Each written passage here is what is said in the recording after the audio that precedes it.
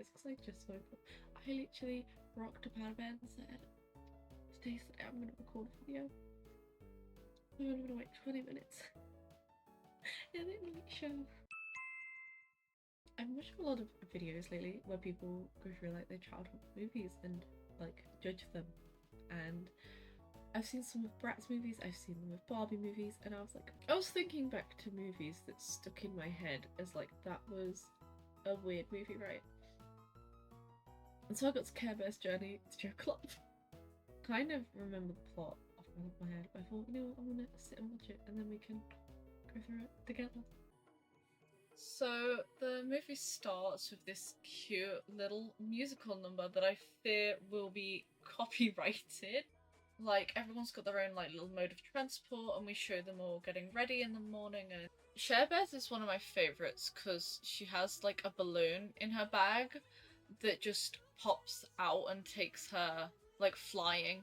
But the thing is, like, you see the balloon pop later on and leave, which implies that she just has unlimited balloons that she puts in her bag. At the plaza, everyone kind of becomes quite uneasy, quite dissatisfied, because Grumpy Bear is literally like, I guess, tinkering with a carousel that it's implied he built it, which begs the question, like, why did they let him build it if they weren't gonna ride it? Because surely there would have been signs, right? So how did they not know? Like, how are they acting surprised now? I don't think he's gonna ask us to go on it, do you? It's legitimately implied that something bad happened last year with a roller coaster. So why are we letting him build a carousel exactly? I don't know. But after some back and forth, they decide to ride.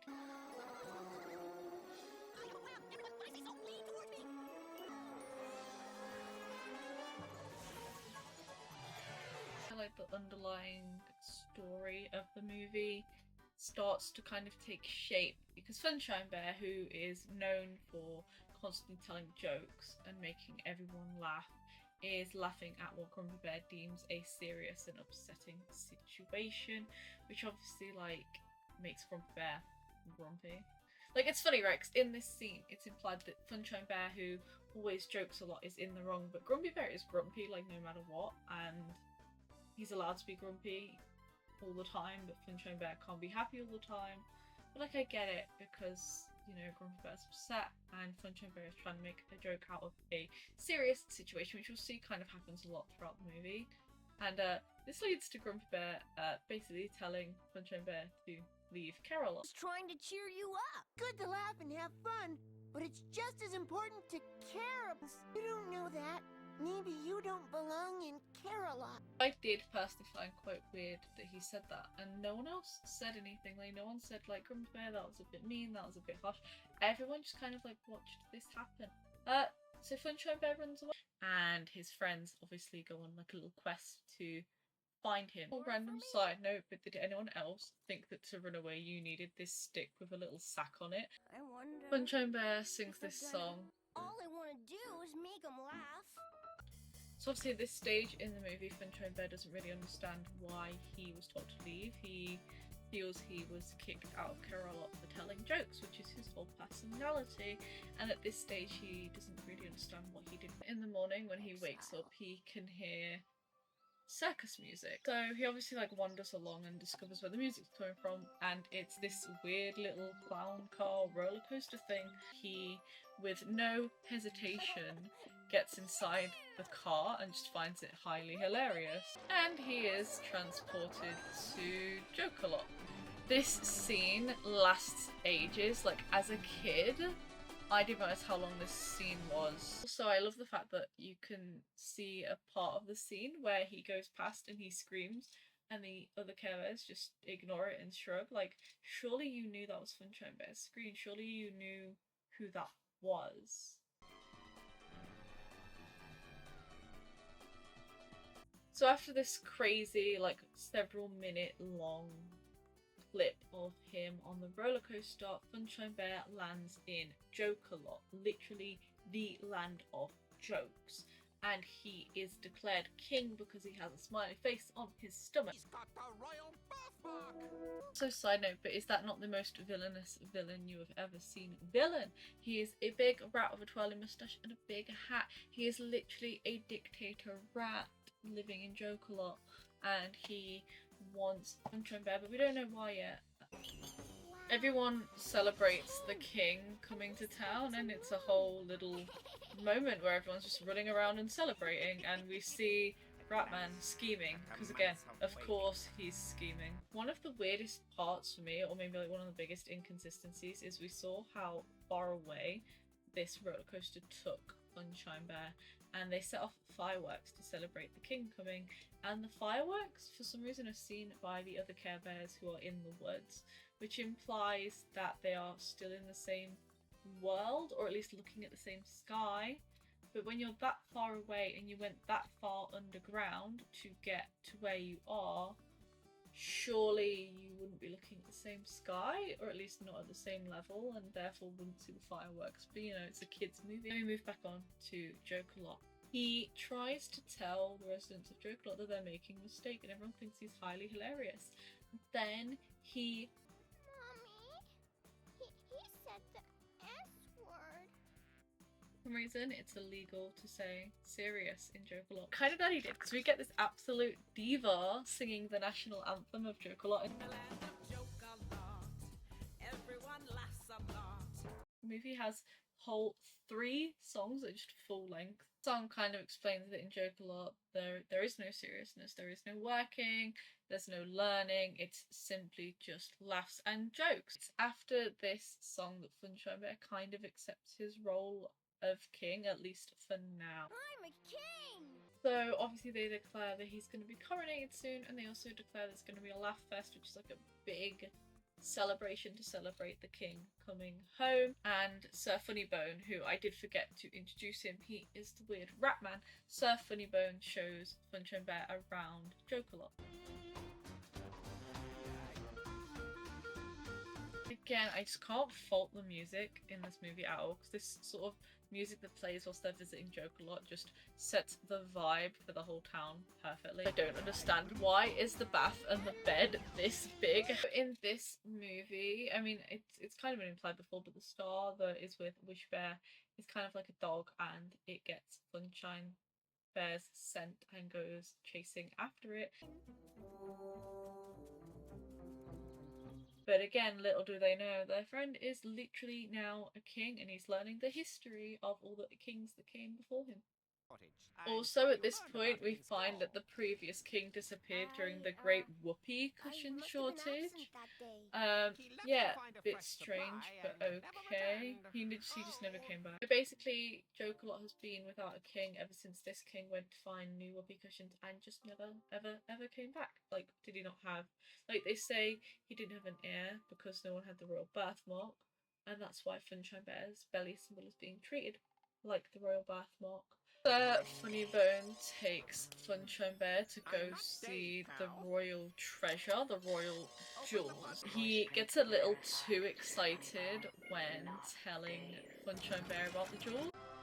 So we find that when Funshine Bear is going to be coronated, he is going to have access to these jewels. Basically, when he's coronated, he will be given the scepter. The scepter is the key, and that key can open the jewels, and we will find out what those jewels are. Meanwhile, the star has taken all of the Care Bears and found his little sack on a stick, and they get to go to Jokerlot to find Funshine Bear. So pretty much at the exact same time they get on the roller coaster to go to Jokerlot, Funshine Bear is being coronated. They kind of make a joke of the old man being really, really slow, because if the Duke hadn't been so slow, he would have been coronated and probably done before the Care Bears got there. I laughed twice during this movie. That was one of them, because they're so worried about finding a replacement for the king. I think they forgot to find a replacement for the Duke. Like, he is struggling. He needs a replacement ASAP. He needs to retire. For some reason, he gives the crown pretty quickly, but when giving the scepter, it takes him like 10 business days. Like, literally, in the time that he gives the scepter, doesn't even give the scepter, whilst he's talking about giving the scepter, the Care Bears are imminently arriving in Jokerlot.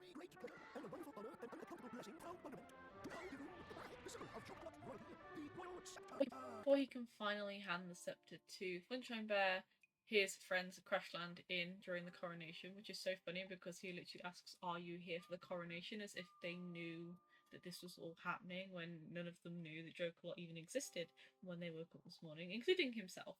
So it's kind of like why would you ask that? And he decides instead of finishing the coronation, he's just gonna like show his friends around Jokerlot instead. How about we do it later? I want to show my friends Joker-Lot. He takes Gig the pig to be his little tour guide, and we find out something quite depressing. Like, I didn't notice this as a kid, but as an adult, she says she is comedically challenged and got expelled from school. Why aren't you in school? I got expelled. I wasn't funny enough. Comically challenged. This is such a tangent, but they say she's comically challenged, and that's basically academically challenged her. Like, we can all agree that was basically what she was saying. And she got expelled for it, which means that this is a kid with learning difficulties who just got kicked out of the school system and no longer goes to school. Like, it's Jokerlot, so it's not that deep. Like, she's not missing much, but like, she literally has no friends. She literally is on her own all of the time throughout the movie because she is comically challenged. Why would the movie even joke about that? Who was that joke for? The Care Bears ask Funshine Bear if he's coming back to Camelot to enjoy the Care Bear Fair, which is obviously what they were planning at the start of the movie, and he kind of says he doesn't know, and we get yet another song.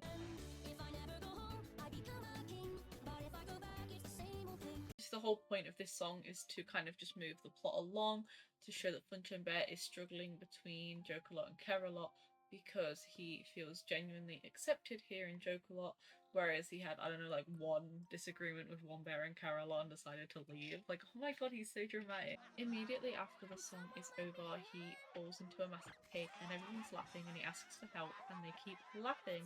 This is kind of where he learns how Grumpy Bear felt in the start of the film. Funshine Bear decides, actually, you know what, I can go home because I can still tell jokes, I can still be fun and have a laugh. But I can also be caring and compassionate. Packing to come home with you. Please ignore the mattress behind me. I'm about to take it to the tip, and it's going. It's leaving. Bye. With Funshine Bear deciding to go back to Camelot, he obviously has to go tell Sir Funnybone that he is not the king and he is going to leave Jokerlot. Sir Funnybone obviously doesn't take this very well, and then he kind of puts on a show and cries and says, "Can't we at least have the Laughfest? Like, you're gonna make everyone so sad." The poor people, everyone's been so excited about the Laughfest, it would break their hearts if it was gone. Which is like peak manipulation, because these are Care Bears and they obviously feel bad for the fact that this man is now crying about making everyone so sad. Outfit change, yay! I had to take some rubbish to places. So yeah, basically he manipulates the Care Bears into staying for the Laughfest.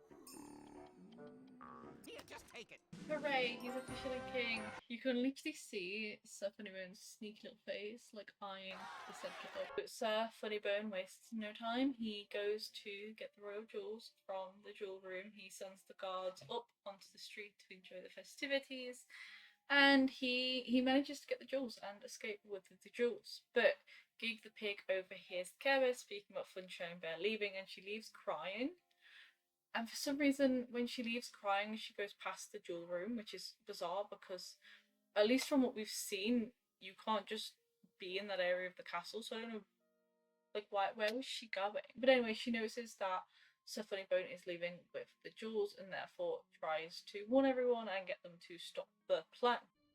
Side note, but in the day, like in the 24 hours notice they've had for this Laughfest, Grumpy Bear has managed to make a new carousel. So they decide to use the carousel basically the same way it was used in the start of the film, except this time to catch up to Sir Funnybone, who is for some reason flying away on a mouse blimp.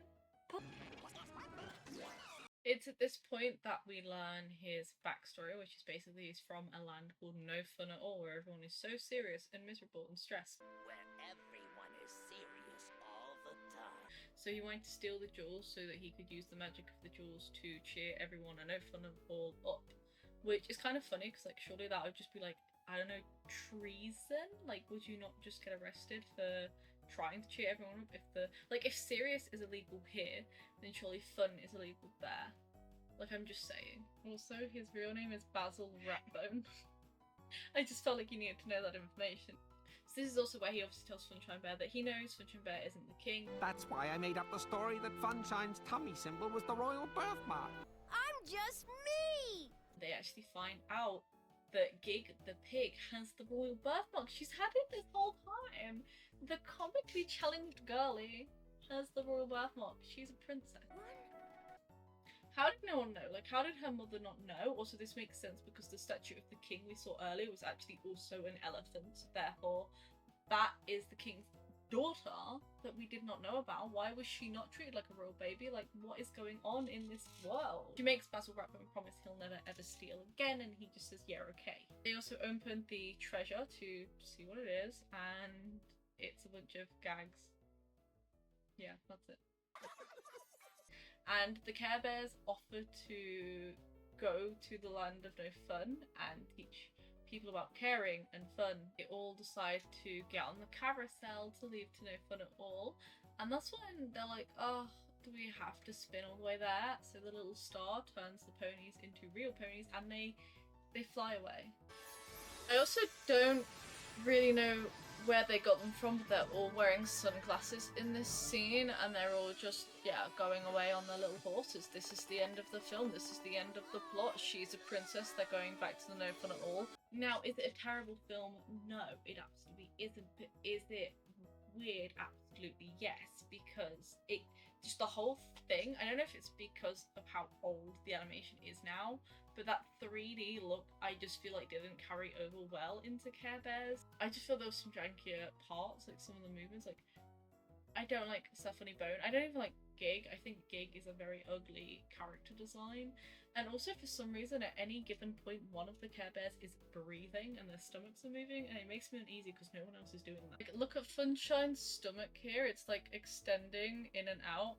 It's in the same, like this is earlier on in the movie. You can see it on Cheer Bear for some reason here. But I don't think I noticed the breathing thing as a kid, so I can't sit and say it was that bad, right? But like as an adult I noticed it's like, oh, it's so weird. Like why are they doing that at any given point? There's just one of them, their stomachs are going in and out. It's weird.